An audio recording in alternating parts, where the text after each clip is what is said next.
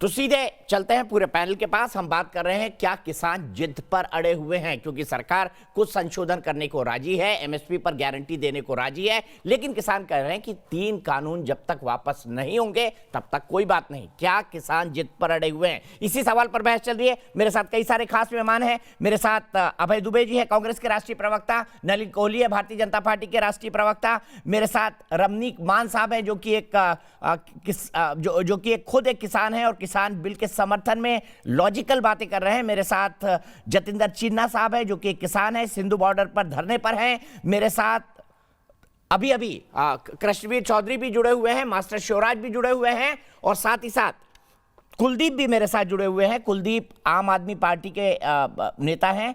मैं सबसे पहले आपको उस इंसिडेंट की बात करूंगा जिसका जिक्र मैंने अभय दुबे जी के सामने किया था। अभय दुबे जी, आपने मुझे रणदीप जी की एक ट्विटर पर खबर भेजी थी, उसमें था कि किसान कंप्लेन कर रहे हैं कि कंपनियां फोन नहीं उठा रही है, भाव बढ़ चुके हैं। देखिए, रणदीप सुरजेवाला ने बिल्कुल वो बात भास्कर के एक अखबार की कटिंग देकर लिखी थी, लेकिन उसके बाद क्या होता है ये सुनिए।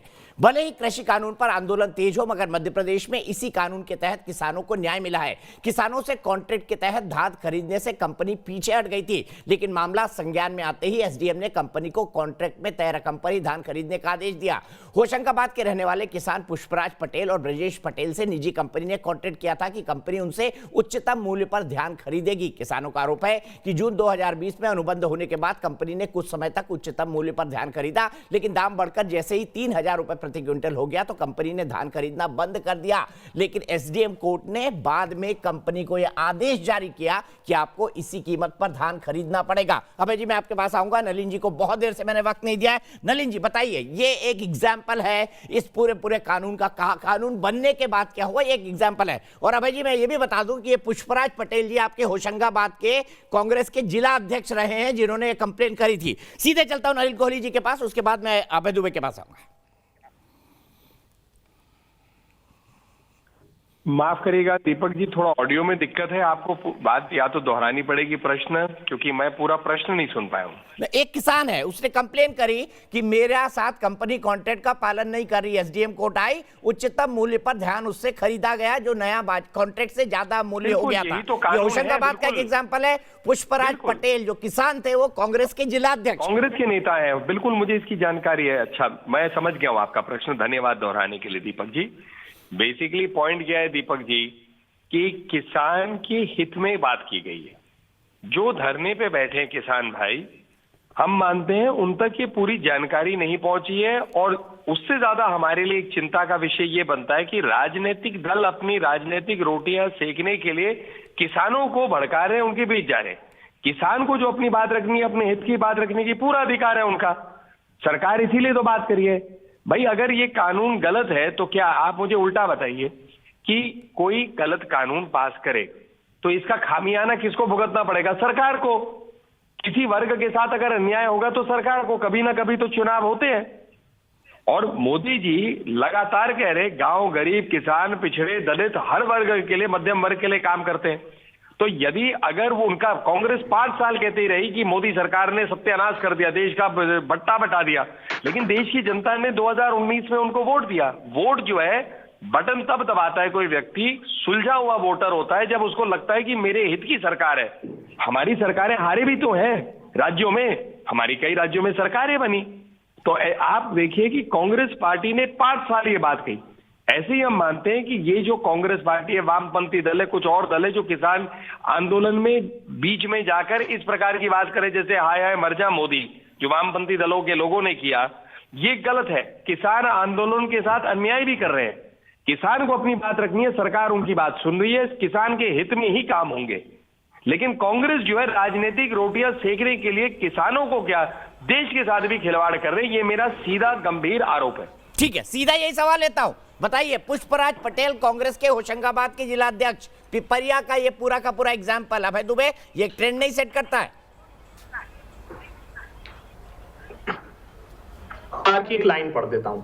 एसडीएम ने कार्रवाई की जगह दी सलाह, बोले सावधानी रखें किसान। शिकायत है किसान की, निपटारा क्या हुआ ये देखिए ना। सुनिए ना प्लीज। मैंने आपकी बात सुनी पूरी, आप मेरे भी सुनिए प्लीज। उसके बाद ये खबर, भाई मैं पूरी कटिंग आपने जो भेजी पढ़ चुका हूं। ये खबर निपटारे के प्रकाशित पहले हुई। की खबर है। दीपक जोरसिया जैसे मूर्धन्य पत्रकार देश के कोने कोने में हैं, उन्होंने मुखरता से किसान की आवाज उठाई। मैं अब दूसरी तरफ ले जाना चाहता हूं इस बात को। क्या भारतीय किसान संघ राष्ट्रीय स्वयंसेवक संघ का जो हिस्सा है, उसने इस कानून का विरोध नहीं किया? उसने कहा कि समर्थन मूल्य को क्यों अनिवार्य नहीं कर रही सरकार? ये अनिवार्य करना दीपक जी इसलिए है कि जब हम ये बात करते हैं कि 94% किसानों के उत्पाद बाजार के हवाले है और आप इसेंशियल कमोडिटी एक्ट में ये संशोधन कर देते हैं कि असीमित मात्रा में संग्रहण कर सकते हैं, तब अनिवार्य हो जाता है कि प्रधानमंत्री जी एक लाइन इस कानून में लिखें कि समर्थन मूल्य पर सरकार खरीदे या निजी क्षेत्र का व्यक्ति खरीदे, वो अनिवार्य होगा कि उससे कम कीमत पर नहीं खरीदे। अब योगी जी चिट्ठी लिखते हैं सीएसीपी को कि वो कहते हैं मोदी कश्मीर जी कहती है गेहूं का लागत मूल्य 900 रुपए मेरे राज्य में 1033 रुपए आती है, महाराष्ट्र लिखता है मेरे राज्य में 1600 रुपए आती है। मैं सिर्फ 5 छोटे से 10 सेकंड में उदाहरण देता हूं। मोदी सरकार जब आई 2014 में सबसे पहला फैसला जून 2014, सारे राज्यों को कह दिया समर्थन मूल्य के ऊपर अगर बोनस देना प्रारंभ किया तो एक के बाद एक 3 अध्यादेश लेकर आए भूमि के उचित मुआवजे के खिलाफ। 1.5 साल लंबी लड़ाई चली। 2015 सुप्रीम कोर्ट में शपथ पत्र दे दिया कि मार्केट डिस्टॉर्ट हो जाएगा अगर लागत से हमने 50% ऊपर समर्थन मूल्य कर दिया। 2016 प्रधानमंत्री फसल बीमा योजना। सर फिर पुरानी बातें, अब जी बड़ा लंबा बोलने लग गए आप। सुनिए ना, प्रवक्ता के तौर पे डिरेल कर रहे हैं आप। 2014 से 19 की बातें आप बता रहे हैं। 19 में जीते ना जीते, मैं कोई समर्थन नहीं कर रहा सरकार का, पर मुझे बताइए ना लॉजिक के तौर पर आप 2014 से 2019 की बातें कोट कर रहे हैं। 19 में जीत गए ना, अब 19 के आगे की बात करिए। हाँ, कुछ जीत खड़ी की है उन्होंने किसान की आजीविका की हार की बुनियाद पर। ऐसा नहीं है। देखिए क्या बात, 6% किसानों ने ज्यादा वोट दिया है मोदी सरकार को। ये फिगर भी अभय भाई आपको पता है, आप खूब पढ़ते हो। देखिए कोई नया एग्जाम्पल दे दीजिए ना। मैंने तो आपको एग्जाम्पल दे दिया कांग्रेस के जिला अध्यक्ष का ही कि भाई एसडीएम ने डिस्प्यूट को कंप्लेन मिलने के कुछ ही घंटों में सॉल्व कर दिया। एसडीएम ने भगा दिया था उनको, खबरें प्रकाशित हुई, बहुत बड़ा मुद्दा बना, कांग्रेस ने भी मुद्दा बनाया, उसके बाद न्याय मिला। मैं ये कह रहा हूं कि किसानों के प्रतिनिधियों को डाल दो ना उस मैकेनिज्म में।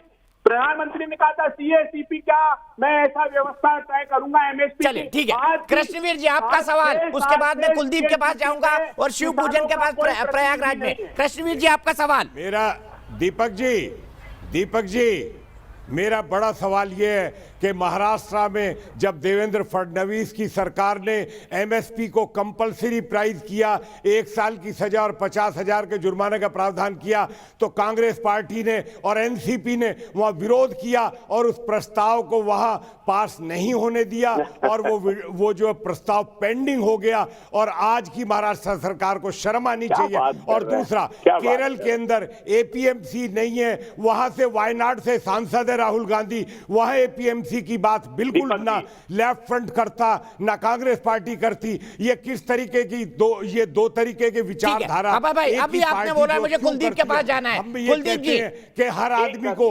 लाभ। मेरा बड़ा सीधा सवाल है के अंदर जो गद्दारी कांग्रेस पार्टी ने की, जो गद्दारी एनसीपी ने करी, उसके लिए कोई माफ नहीं करेगा। ये कुलदीप जी मेरा बड़ा सीधा सवाल है, आप सबसे पहला राज्य थे जिसने कृषि कानूनों को लागू किया, तो आज विरोध क्यों कर रहे हैं?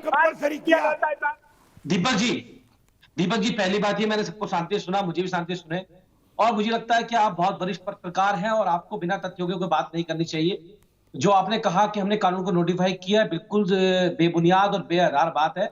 हमने कोई दिल्ली में ऐसा कानून नोटिफाई नहीं किया है। हम शुरू से ही, चाहे राज्यसभा में जो हमारे मेंबर्स थे या लोकसभा में हमारे मेंबर थे, पहले दिन से जिस दिन ये कानून आया था उस दिन से लेकर आज तक आम आदमी पार्टी का एक एक कार्यकर्ता, माननीय मुख्यमंत्री जी, हमारे मेंबर ऑफ पार्लियामेंट, सारे के सारे इसका विरोध कर रहे हैं और लगातार विरोध कर रहे हैं। लेकिन जब केंद्र सरकार को लगा कि हमने 9 स्टेडियम को जेल बनाने की परमिशन नहीं दी, तो केंद्र सरकार कहती है हमने नोटिफाई कर दिया। अगर केंद्र सरकार नोटिफाई कहते दिखवाएं मुझे कागज, मैं आपके चैनल से बोल रहा हूं, ये दिखवा दे मुझे कागज अगर हमने नोटिफाई किया है। तो ये दोहरी मानसिकता, दोहरी तरह का कानून, ये जो बात करने वाले लोग हैं, मुझे लगता है कि भारतीय जनता पार्टी को आज किसानों के साथ खड़ा होना चाहिए था। जो 3 काले कानून इन्होंने गलती से बना दिए, मान लेना गलती अपनी, क्यों नहीं मानते? अगर इनको लगता है वो कानून इन्होंने किसानों के लिए बनाए थे, किसानों ने इनसे मांग तो नहीं की थी, कोई संगठन तो इनके पास नहीं गया था, लेकिन इन्होंने किसके लिए बनाए कानून? खाली अंबानी और अडानी को। आज ये देश के किसानों को मनाने में लगे हुए हैं। अरे आप उनको मत मनाओ, आप अंबानी और अडानी को मना लो कि वो इस कानून पे मान जाए वापस लेने के ऊपर, लेकिन नहीं, इनको अपने आकाओं को खुश ठीक करना है, है। मैं अंबानी सीधे और मान अडानी साहब को के खुश पास करना चलूंगा। है, ये उसके लिए काम कर रहे साहब, हैं। ये बार बार मैं अडानी और अंबानी सुनता हूं, मुझे आज तक ये नहीं समझ आया कि अगर व्यापारी नहीं होगा तो किसान माल क्या घर में रख के जमा करेगा, बेचेगा नहीं, अन्न बनाएगा, उपजाएगा, बेचेगा नहीं। मैं दीपक भाई, और मुझे समझ नहीं आता, अडानी अंबानी क्या खोमचा लगाते थे पहले चांदनी चौक में गोलगप्पे का थोड़े दिन पहले। दिल्ली सरकार ने मेरे को बिल्कुल भाई, दीपक भाई बिल्कुल आपका धन्यवाद, आपने मेरे को लिया। अब मैं 2-3 बातें बड़ी महत्वपूर्ण और 4-5 बातें मैं स्पष्ट भी करना चाहता हूं कि कई सारे लोगों ने बोला है, तो मेरा प्रयास होगा कि मैं सबकी बातों का उत्तर देने का प्रयास करूंगा। सबसे पहले तो जो आम आदमी पार्टी के मेरे साथी हैं उनको मैं बताना चाहता हूं, चाहे आज सोमवार के दिन केजरीवाल जी ने अनशन का या व्रत कह लिए, व्रत रखा उन्होंने, वो चाहे 16 सोमवार के व्रत रख ले, पंजाब में सरकार नहीं बना पाएंगे। आप रखिए 16 सोमवार के व्रत, मैं आपको चैलेंज देता हूं, आप पंजाब में सरकार नहीं बना पाएंगे, आप हरियाणा में सरकार नहीं बना पाएंगे, आप किसी भी कृषि प्रधान प्रदेश के अंदर सरकार बना ही नहीं सकते। आप वो व्यक्ति हैं जिन्होंने दिल्ली के अंदर नोटिस जारी किया, आपने विधानसभा में चर्चा करी कि पंजाब का किसान, हरियाणा का किसान पराली जलाता है तो दिल्ली चौक होती है। आज कौन सी पराली जल रही है? किसानों पे इल्जाम लगाते हो, शर्म आती है आपको? आज कौन सी पराली चल रही है? आज भी दिल्ली जाम है, आज भी दिल्ली के अंदर सांस लेने की स्थिति नहीं है। और दूसरी बात, इनको मैं उत्तर देता हूं, 23 नवंबर 2020, अरे मैं पढ़ा लिखा किसान हूं, अरे मैं बावड़ा नहीं हूं भाई, मेरी बात सुनो, आप चुप करके सुनिए। दीपक भाई ऐसे नहीं, देखिए ये फिर आपके चैनल और अन्य चैनलों में प्रोग्राम खत्म होने का वक्त हो गया। कुलदीप जी सुन लीजिए, हमने समाधान दिया पराली का, आपके बस की नहीं था, आप दिलवा जी, मैं बताता हूं, इनको बताइए आम आदमी पार्टी के मेरे साथी को कि 23 नवंबर 2020 को आपने गैजेट नोटिफिकेशन जारी किया है, जिसके तहत आपने तीनों में से एक कानून, जो कॉन्ट्रैक्ट फार्मिंग का कानून है, उसको आपने लागू किया है। ये आपने किया है। अब आप पीछे हटिए, झूठ बोली टीवी के ऊपर, मेरे को फर्क नहीं पड़ता। कांग्रेस के मेरे साथी, अरे राजीव गांधी की किसान के बारे में क्या ज्ञात था? उन्होंने किसान से पूछा, भैया लाल मिर्च बीजते हो या हरी मिर्च बीजते हो?